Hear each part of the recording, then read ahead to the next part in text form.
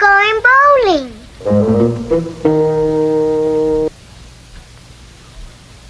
Archie called people back.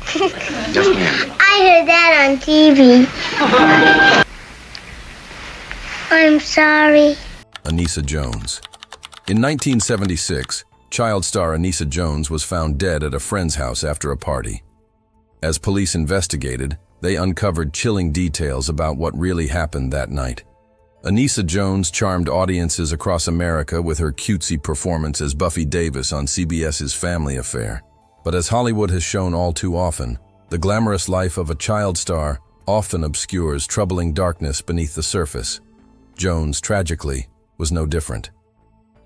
Anissa Jones. Mary Anissa Jones was born on March 11, 1958 in Indiana. Not long after the birth of her younger brother Paul, the Jones family moved to California. The move would set Anissa's destiny in motion, but hardship began before her acting career did. Her parents divorced soon after their relocation. This kicked off a bitter custody battle over their two kids that would last for years, resulting in an eventual victory for Jones's father.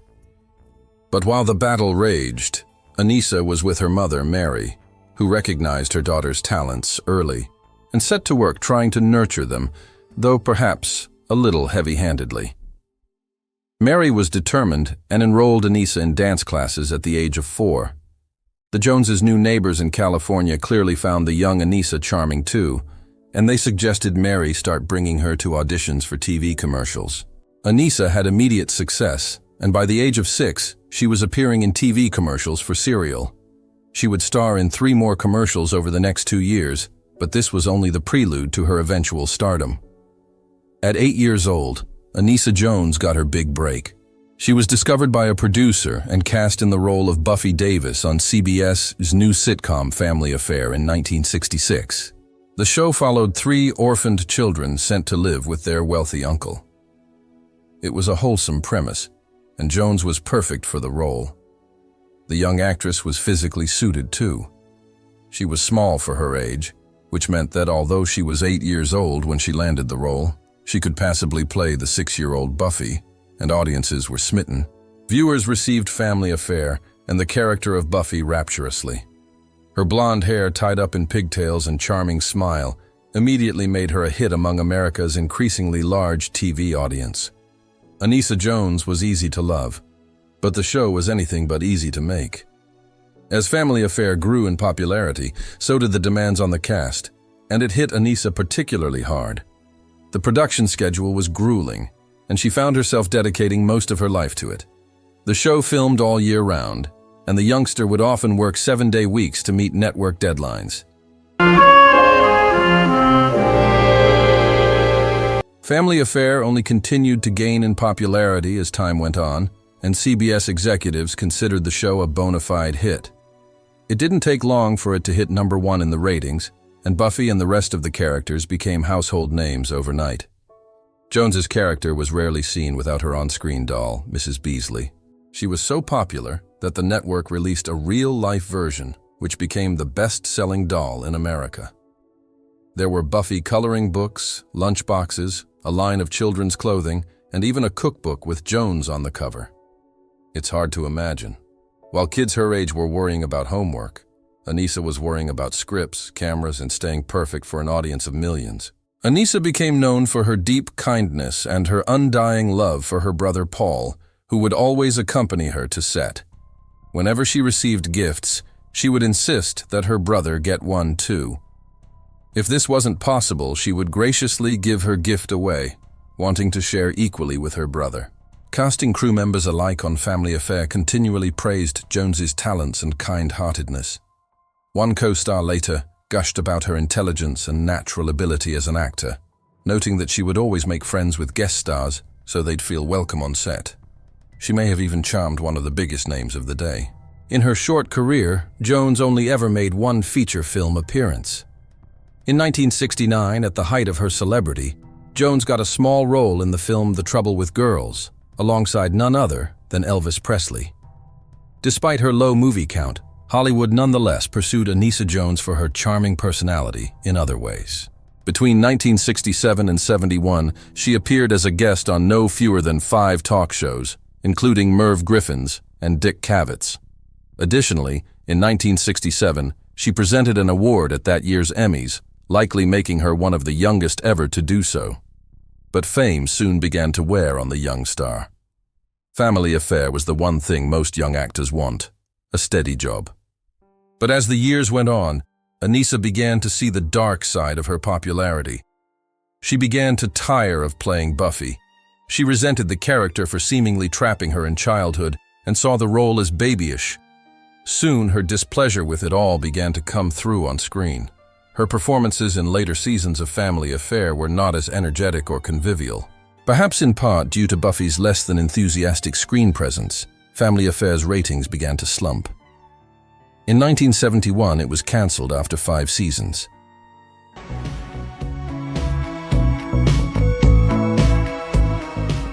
Good heavens, I'm afraid to ask the next question. What was in it? I forgot. Anissa Jones, now only 12 years old, was delighted and eager to begin the next phase of her career. But the looming shadow of the character of Buffy would prove difficult to shake. She auditioned for the role of Regan McNeil in the 1973 horror classic, The Exorcist. Playing the part of a young girl possessed by a demon would have been the perfect pivot for the burgeoning actress. But director William Friedkin gave the role to Linda Blair instead, citing his difficulty in imagining adorable Anissa in such a horrific role. And yet, another attempt to avoid being typecast, she auditioned for the role of Iris in Martin Scorsese's 1976 classic Taxi Driver. Again, the part couldn't have been less like Buffy. Iris was a 13-year-old street worker who attracts the attention of Robert De Niro's character, Travis Bickle, but perhaps Scorsese suffered the same mental blockage as Friedkin because the role instead went to Jodie Foster. Sometimes I wonder if she'd gotten just one of those roles after Buffy, maybe The Exorcist or Taxi Driver, would her whole story have been different? Jones began to spiral. As she entered her teen years and with little professional success, Anissa Jones decided to lean into her previously denied freedom. She turned to substance use and shoplifting for thrills. She tried a few normal jobs but couldn't seem to hold one down, and she reportedly suffered from erratic mood swings. By this time, Jones's parents' long custody battle had ended, and she and her brother had gone to live with their father. However, on March 7, 1974, he died from cardiovascular disease 4 days before his daughter's 16th birthday. Although Jones's mother, Mary, was technically her guardian, she never spent any time at the family home. This infuriated Mary. Anissa would disappear for days with her friends, whom her mother felt were a very bad influence on her only daughter. Such was her contempt for Anissa's new lifestyle that Mary often filed missing person reports with the authorities after not seeing Anissa for days. Her entry into adulthood didn't ease her mother's worrying. Anissa turned 18 on March 11, 1976, which meant she was finally entitled to all the money she'd earned on Family Affair. Previously kept in a savings account on her behalf, this one-time payout was massive, and she immediately began putting it towards her new favorite hobby, partying. Naturally, this meant that her substance use worsened, and her life began to spiral further. She had received a payout of just under $200,000, and after 4 or 5 months, she'd blown through most of it. On August 27th, Jones took a trip with her boyfriend and some friends to party in the beachside town of Oceanside, California. The party would end up at the home of the father of one of Jones's 14-year-old friends. The next morning, August 28th, Anissa Jones was found dead from an overdose. Such was the extent of her indulgence that even the coroner was shocked at how such a young girl managed to consume so much. He called it one of the most severe overdoses he had ever seen. Anissa Jones had always loved the seaside.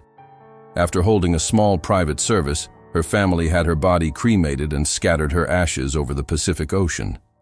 Among the items found at the scene of Jones's death was an envelope with the business address of Dr. Don Carlos Moschos. This envelope contained a detailed description of the type and quantity of one of the substances that showed up on Jones's toxicology report. Moschos had allegedly been playing the role of Jones's Dr. Feelgood prescribing Anissa illicit substances on demand. Indeed, prior to her death, Moshos was already under investigation for his suspicious professional practices.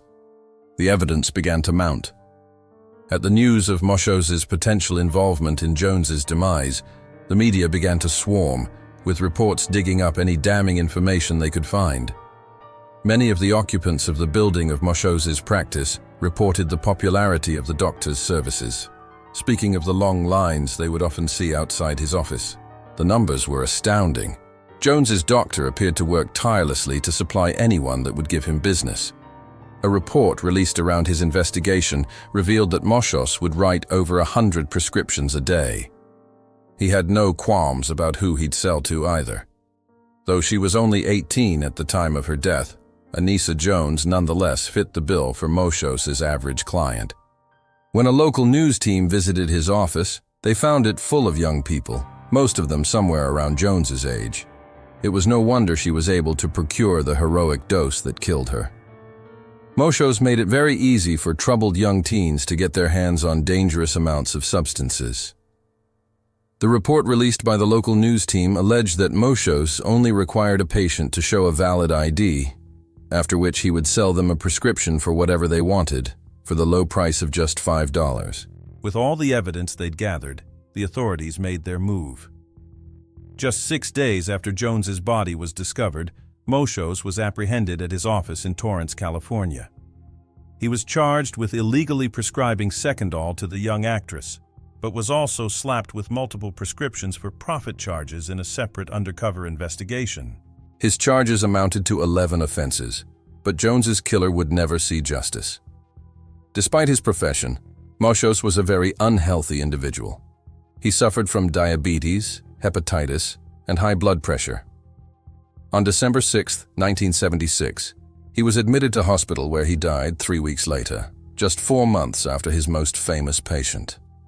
Jones's family still wanted their day in court. Anissa Jones wasn't the only cast member of Family Affair to suffer an untimely demise. Her co-star Sebastian Cabot died from a stroke in 1977 at the age of 59, and another castmate, Brian Keith, took his own life in 1997. These tragedies and Anissa's life are a damning indictment of the physical and mental toll that she, and Anissa's life are a damning indictment of the physical and mental toll that show business can take on some of its most vulnerable talents. If you enjoyed this timeless video, give it a thumbs up and subscribe for more incredible stories. Your support means everything to us. Thanks for watching, and we'll see you in the next one.